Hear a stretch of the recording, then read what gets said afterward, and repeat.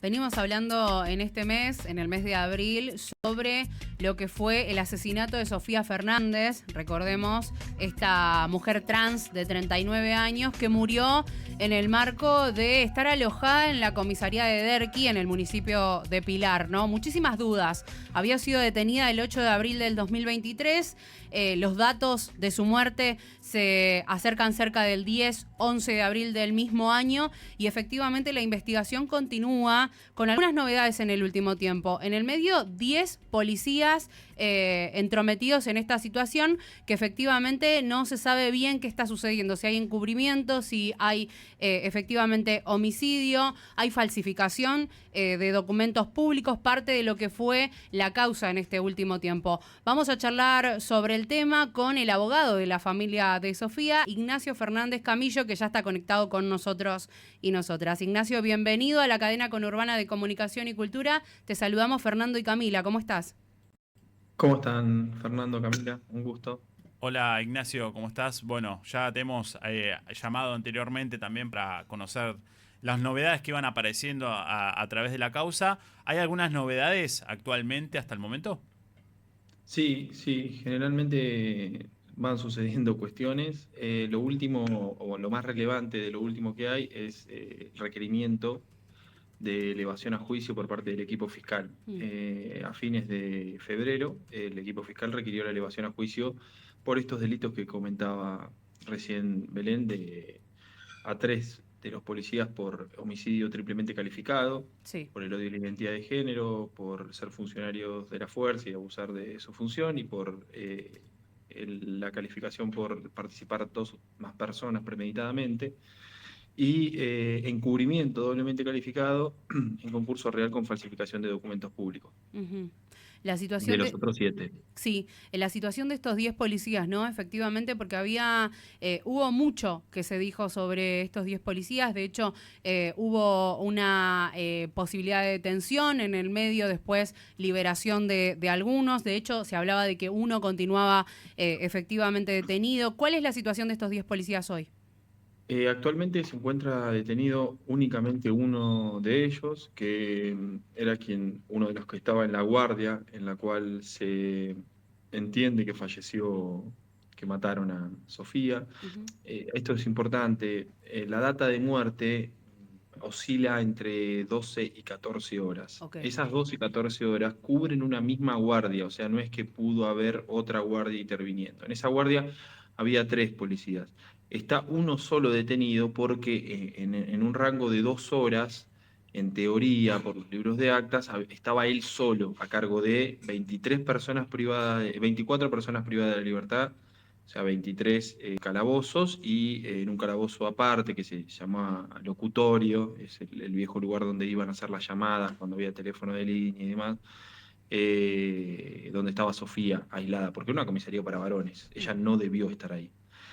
Y esa circunstancia de que exista 12 a 14 horas se debe a que el fiscal que intervino en primera instancia, Agüero, al momento de decidir si definir la data de muerte, o sea, el momento, horario exacto y día exacto en el que mataron a Sofía, o saber si Sofía estaba en consumo, teniendo en consideración que llevaba más de 24 horas privada de la libertad, y si estaba en consumo también era responsabilidad del Sí, personal que claro. estaba a cargo de la comisaría. Uh-huh. Eligió saber si estaba en consumo. Uh-huh. Uh-huh. Ahí hablaste de encubrimiento de algunos de los policías. ¿Se sabe cuáles? ¿Qué se está investigando justamente? ¿Si hay novedades de eso?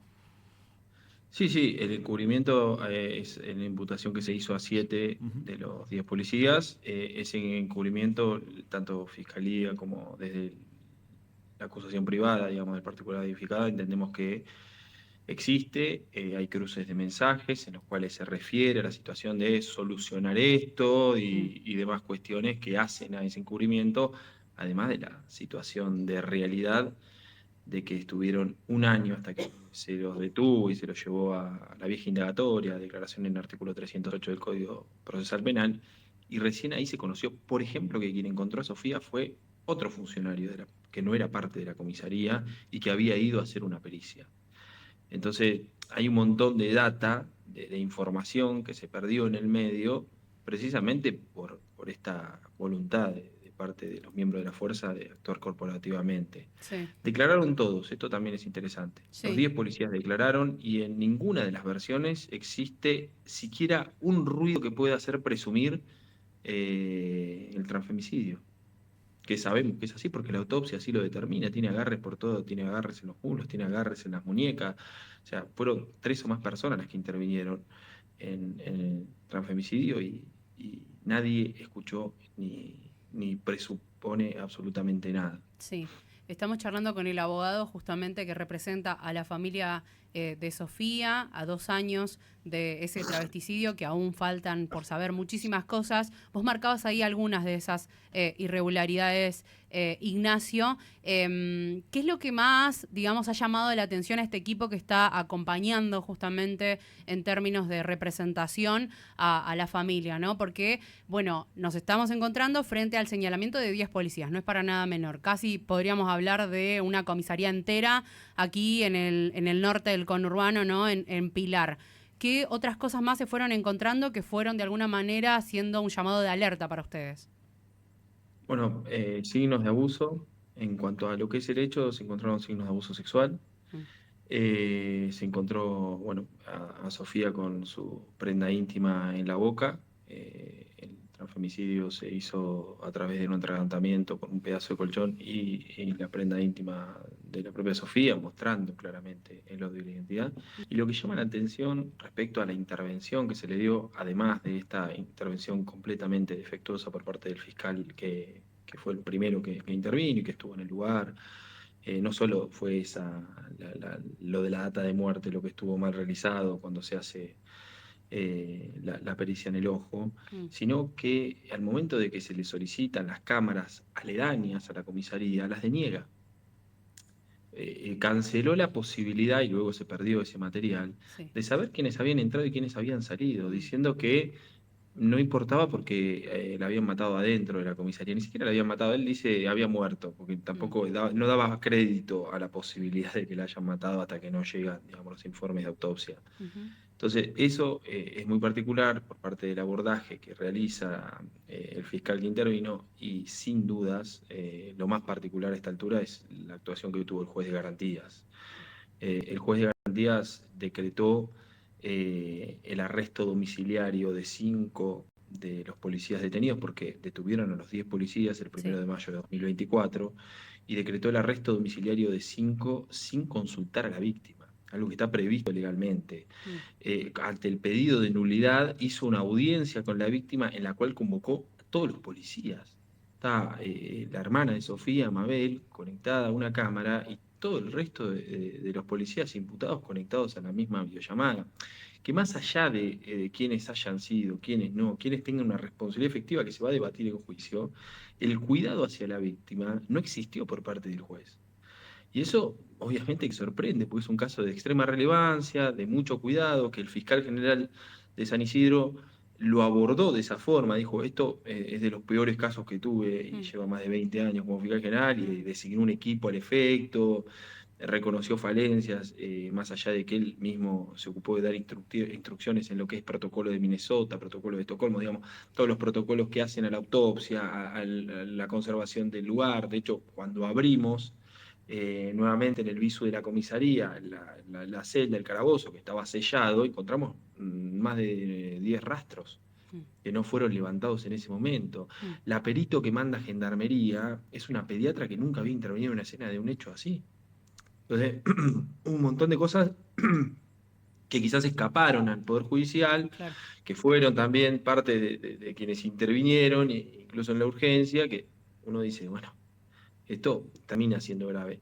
Luego, desde el equipo fiscal ordenaron la situación, esa es una realidad también. La ordenaron, ordenaron también la teoría de caso, ordenaron las medidas a realizar, trabajaron la sintonía fina, que era en un caso así fundamental. Y lograron llegar a las 10 detenciones con realmente prueba suficiente como para ir a juicio incluso. Uno se sorprende porque en casos como el de Sofía, digo, como el de Sofía antes de que la maten a Sofía.